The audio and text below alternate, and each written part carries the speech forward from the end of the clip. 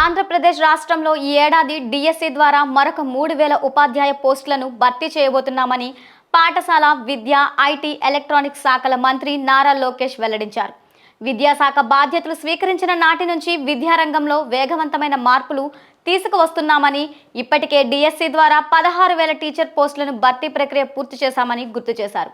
అంతేకాకుండా రాష్ట్ర వ్యాప్తంగా దాదాపు 10,000 పాఠశాలల్లో 1 క్లాస్ 1 టీచర్ విధానాన్ని విజయవంతంగా అమల్లోకి తెచ్చినట్లు ఆయన స్పష్టం చేశారు. శనివారం విజయనగరం జిల్లా దాసనపేటలోని జిల్లా పరిషత్ బాలికోన్నత పాఠశాలలో ఏర్పాట్లు చేసిన ఉపాధ్యాయుల క్లస్టర్ స్కూల్ కాంప్లెక్స్ సమావేశానికి మంత్రి లోకేష్ ముఖ్య అతిథిగా హాజరయ్యారు. ఈ సందర్భంగా రాష్ట్ర వ్యాప్తంగా ఉన్న ఉపాధ్యాయులతో ఆయన వీడియో కాన్ఫరెన్స్ ద్వారా ముఖాముఖి మాట్లాడారు.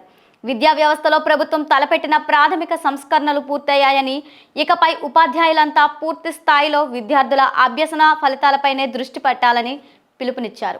ఉపాధ్యాయులు ఎదుర్కొంటున్న క్షేత్రస్థాయి సమస్యలను నేరుగా తెలుసుకునేందుకు ఇకపై నెలకు ఒకసారి క్లస్టర్ కాంప్లెక్స్ సమావేశాల్లో తాను స్వయంగా పాల్గొంటానని మంత్రి తెలిపారు.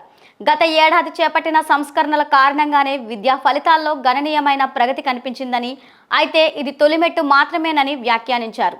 రాబోయే రోజుల్లో పాఠశాలల్లో 100% అద్భుత ఫలితాలు సాధించడమే లక్ష్యంగా పనిచేయాలని, వినూత్న బోధనా పద్ధతుల ద్వారా విద్యార్థులపై ఒత్తిడి లేని వాతావరణంలో విద్యను అందించాలని సూచించారు. విద్య ద్వారా మాత్రమే సమాజంలో గుణాత్మక మార్పు సాధ్యమవుతుందని తాను గట్టిగా నమ్ముతానని మంత్రి వ్యాఖ్యానించారు. ప్రభుత్వ పాఠశాలలకు గ్రామీణ ప్రాంతాల నుంచి విభిన్న నేపథ్యాలు కలిగిన పిల్లలు వస్తూ ఉంటారని, వారిని కంటికి రెప్పలా చూసుకోవాల్సిన పూర్తి బాధ్యత ఉపాధ్యాయులపైనే ఉందన్నారు. విశాఖపట్నంలో ప్రైవేట్ స్కూల్ టీచర్ దాడిలో చిన్నారి ప్రాణాలు కోల్పోయిన సంఘటన తీవ్రంగా కలిచివేసిందని ఆవేదన వ్యక్తం చేశారు.